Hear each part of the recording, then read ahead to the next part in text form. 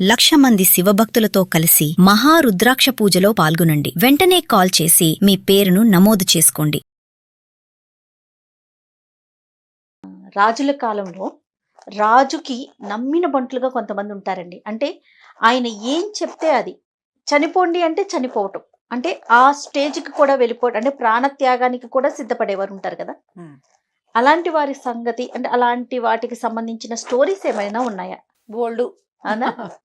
చాలా మనకి తర్వాత కాలంలో కూడా శివాజీకి నమ్మిన బంటని, తర్వాత ఏమో రాణా ప్రతాప్కి నమ్మిన, మన చరిత్రలో కూడా ఉన్నారు జయ అట్లాంటి వాళ్ళు. ముకుంద జ్యువెలర్స్ తెలంగాణలో మొట్టమొదటి ఫ్యాక్టరీ అవుట్లెట్ మన కొత్తపేటలో ఫిబ్రవరి 14న గొప్ప శుభారంభం. నమ్మిన బంటుగా ఉండి రాజునే సేవించి అతని కోసం ప్రాణత్యాగానికైనా వెనుదీయని వెనకాల ఉండే శూరులు ఎంతమందో మనకు చరిత్రలో కూడా చాలా మంది కనిపిస్తారు. కథా సరిసాగరంలో మంచి మంచి కథలు ఉన్నాయి జయ. మనం ఆల్రెడీ కథా సరిసాగర్ నుంచి ఉపకోశ కథ ఒకటి చెప్పాం, కీర్తిసేన కథ, ఇవన్నీ కూడా మనం అందులో నుంచే చెప్పాం. విక్రమ భోజుడు అని ఒక రాజు ఉండేవాడట. అయితే కొంతకాలం అతను రాజుగా ఉండగా వీరవరుడు అనే ఒక ఆయన బ్రాహ్మడట అతను. కానీ అతనికి కత్తి డాలు వచ్చు, అంటే కత్తి యుద్ధం బాగా వచ్చు. అతను రాజుని ఆశ్రయించాడు. నేను ఎల్లవేళలా నిన్ను సేవిస్తాను రాజా, రోజుకి 500 నాణేలు నాకు ఉద్యోగ భృతిగా కావాలి అని అడిగాడు. అడిగేసరికల్లా సరే రాజు, ఇతను పెద్ద సమున్నతాకారుడట వీరవరుడు, పెద్ద పర్సనాలిటీ, బాగా బలశాలిగా వినయవంతుడుగా కనపడుతున్నాడు. నీకు బలశాలి వినయవంతుడు 2 పాయింట్లు మీట్ అవ్వవు. బలశాలి అనగానే వాడు పెద్ద బలశాలిగా ఉన్న వ్యక్తికి నేను ఎవరినైనా జయించగలనని ఒక ఫేస్ లో ఒక యాటిట్యూడ్ కనపడుతుంది. అవును, ఇతడు వినయశీలిగా కనపడతాడు.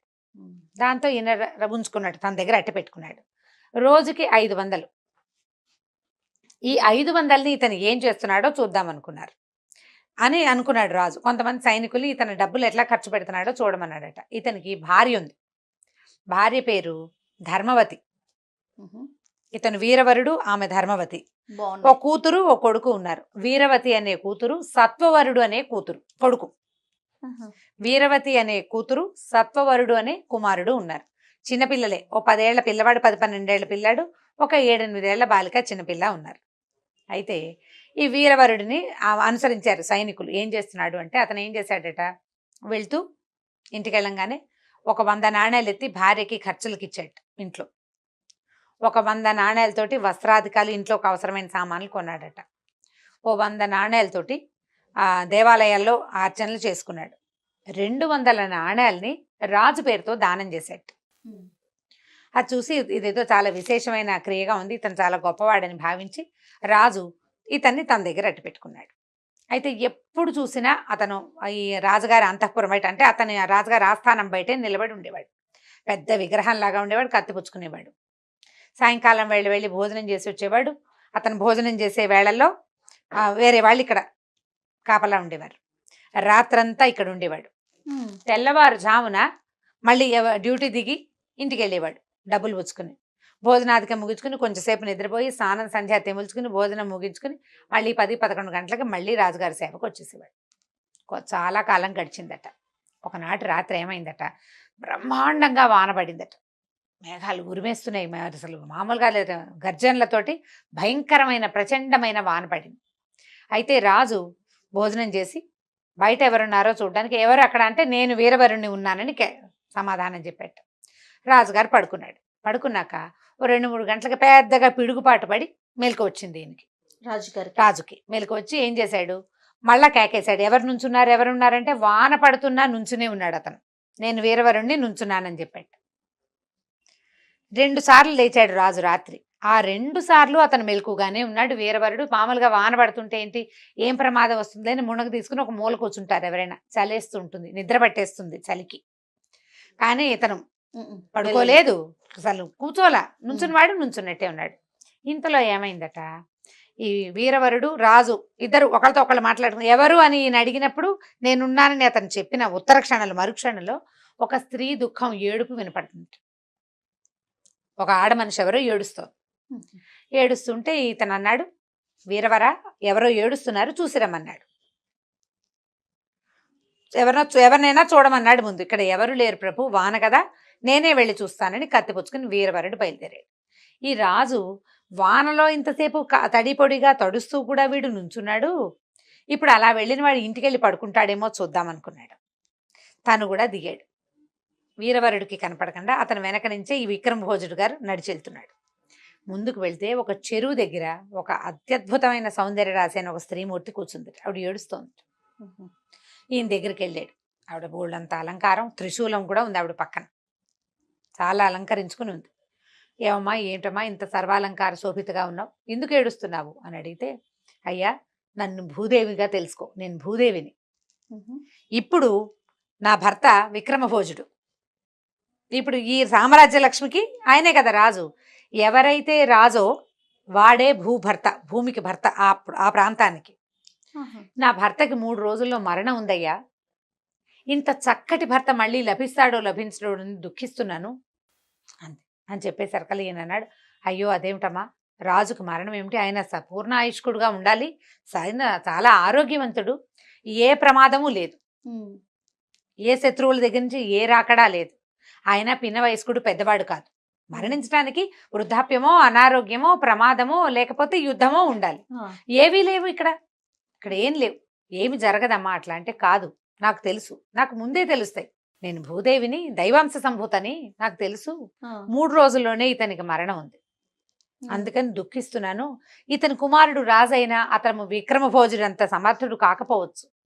వాడు ఎప్పటికి పెద్దవాడు అవ్వాలి, ఎప్పటికి సమర్థుడు అవ్వాలి, అంతకాలం నేను అనాథగా అయిపోతాను భూమిని నేను అంతే. అనేసరికల్లా వీరవరుడు బాగా అడిగాడు ఆమెను, అమ్మా అలా కాదు, ఈ ప్రమాదం నుంచి తప్పించుకోవడానికి ఏదైనా ఒక పరిష్కారం ఉంటే చెప్పు, ఏదో ఒక పరిష్కారం.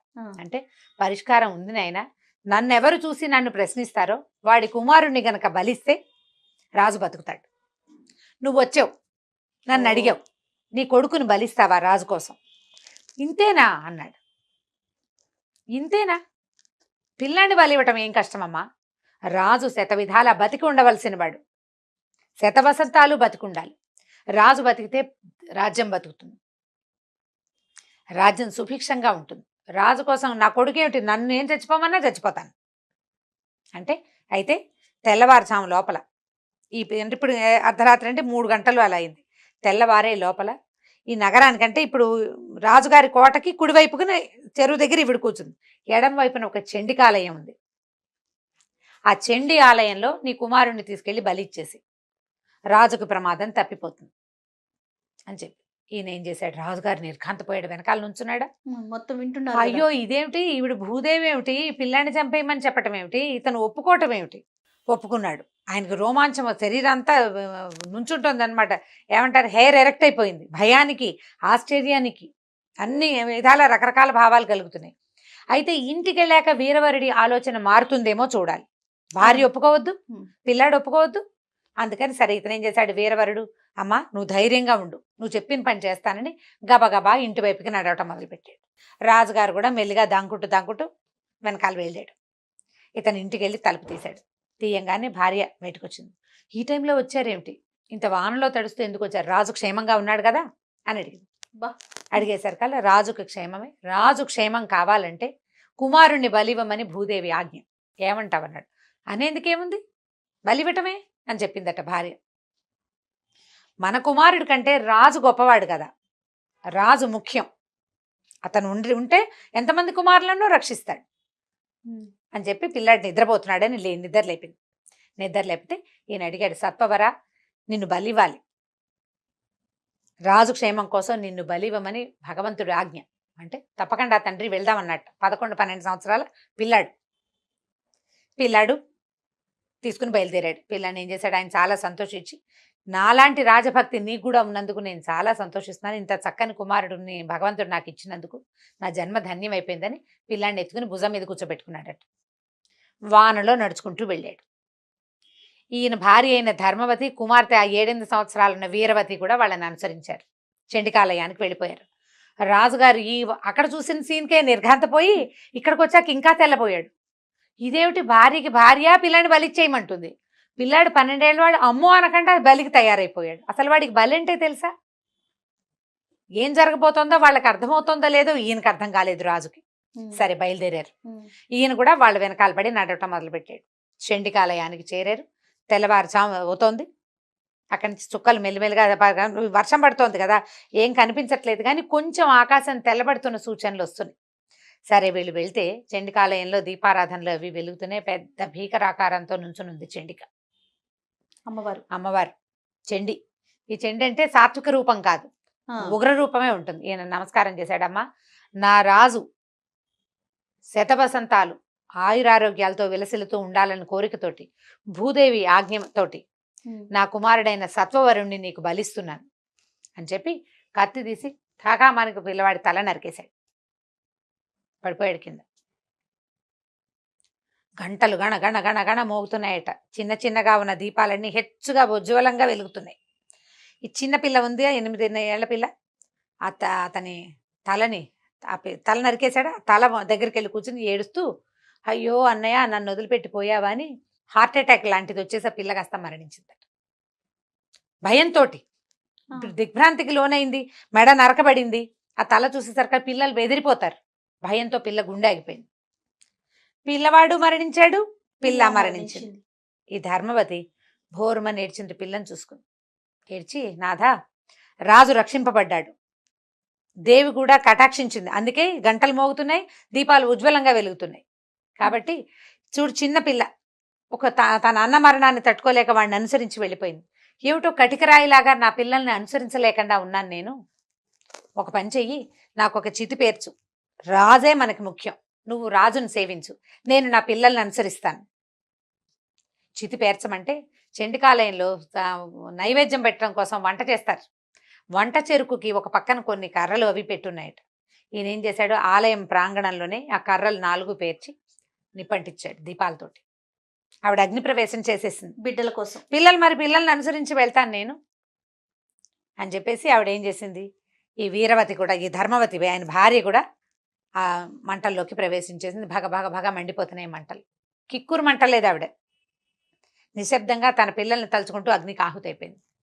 రాజుగారు చేష్టలు దక్కి నుంచున్నాడు. ఈ చంపేయటం ఏమిటి, ఆ చనిపోవటం ఏంటి, ఈ అగ్ని ప్రవేశం ఏంటి, ఆవిడ అడిగితే మాత్రం ఇతని చితి పేర్చటం ఏమిటి భార్యకి. అప్పుడు ఈ లోపల నుంచున్న వీరవరుడు నిశ్శబ్దంగా నిలబడ్డాడు కొన్ని క్షణాల పాటు. అమ్మా, రాజు క్షేమంగా ఉన్నాడు, ఇక ఏ శక్తి రాజుకి మరణాన్ని దగ్గరికి రానివ్వదు, ఎవ్వరూ ఏం చేయలేరు. కాబట్టి నా తలని కూడా నీకు సమర్పిస్తాను. రాజు మరింత కాలం ఆరోగ్యంగా ఉండేందుకు అవకాశాన్ని ఇవ్వు, నన్ను కూడా నైవేద్యంగా తీసుకో నా కుమారుడితో పాటని తన మెడ నరికేసుకున్నాడట. నరికేసుకోవటం ఏంటి, చండీ విగ్రహం నుంచి అమ్మవారు లేచి బయటకు వచ్చేసిందట. తల పడిపోగానే వెంటనే ఈవిడ బయటకు వచ్చింది. ఎంత గొప్పవాడివయ్యా నువ్వు, నీ ప్రాణత్యాగం వృధా పోదు అని అతన్ని బతికించింది. కోరుకో, నీకేం కావాలో. నీలాంటి వాడిని చాలా తక్కువగా కనిపిస్తారు ఇట్లాంటి వ్యక్తులు. నీకు ఏది కావాలంటే అది ఇస్తాను అంటే, నా రాజు పూర్తిగా క్షేమంగా ఉన్నాడన్న మాట ఇవ్వు నాకు. ఇప్పటికి కూడా బిడ్డలు భార్య అడగలేదు, అడగకుండా రాజు క్షేమం, అతనికి ఏ ప్రాణహాని లేదు, అతనికి ఏ ఇబ్బంది రాదు అన్న మాట ఇవ్వు తల్లి నాకు మొదటిది. ఇంకొక వరం కోరుకోమంటే నా భార్య బిడ్డల్ని బతికించమన్నాడు. సెకండ్ ప్రిఫరెన్స్ ఫ్యామిలీకి. ఈ పిల్లలు తల్లి లేచి కూర్చున్నారు. మంటల్లో ఉన్న ఆవిడ మామూలుగా వచ్చేసింది, తల నరికేసిన పిల్లవాడు లేచాడు, గుండె పగిలి చనిపోయిన పాప లేచి కూర్చుంది. సరే, 4. ఇదంతా చూస్తున్నాడు రాజు.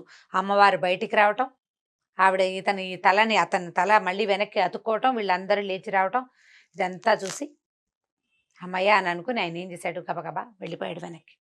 ఈయన భార్యని పిల్లల్ని ఇంటి దగ్గర దింపి మళ్ళీ వచ్చేసాడు అంతఃపురం దగ్గరికి. రాజుగారు పైకి వెళ్ళాడు, కొంచెం రిలాక్స్గా 10 నిమిషాలు కూర్చుని, ఎవర్రా అక్కడ అని పిలిచాడు. నేను వీరవరుణ్ణి, ఇక్కడే ఉన్నాను ప్రభు అని గొంతు వినిపించింది. అతను వెళ్ళిపోలా, ఇంటికెళ్ళి రిలాక్స్ అవ్వాల, వాళ్ళని ఇంట్లో దింపి మళ్ళీ వచ్చి నుంచున్నాడు ఇక్కడ.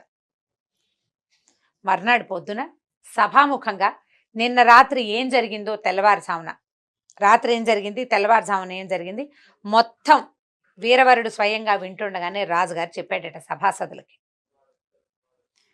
నేనింత ధన్యుడిగా ఉన్నాను అంటే, నేనింత అత్యద్భుతమైన రాజుగా ఉన్నాను అంటే ఇలాంటి వాళ్ళు సేవించడం వల్ల. ఇటువంటి సేవకుడికి రాజుగా ఉండటమే నా తాలూకు అదృష్టంగా భావిస్తున్నానని సభాముఖంగా పెద్ద ఘోషణ చేసి ఈ సత్వవరుడి పిల్లవాడు ఎవరైతే బలికి సిద్ధమయ్యాడో అతన్ని ఒక పెద్ద మండలానికి రాజును చేశాడట. చేసి తండ్రిని అతన్ని చూసుకుంటూ అతని దగ్గరే ఉండమని ఈ వీరవరుణ్ణి కూడా ఆ మండలానికి పంపించేశాడు. ఆ తర్వాత ఇలాంటి వాళ్ళు చాలా మంది వచ్చారంటే రాజుని ఇంత విపరీతంగా సేవించడం అనే గుణాన్ని పెంపొందించాడు ఈ వీరవరుడు. మన పురాణ గాథల్లో, తర్వాత జానపద గాథల్లో, మన చరిత్రలో కూడా ఈ రాజుని ఇతోధికంగా సేవించిన వాళ్ళు ఎంతమందో కనపడతారు.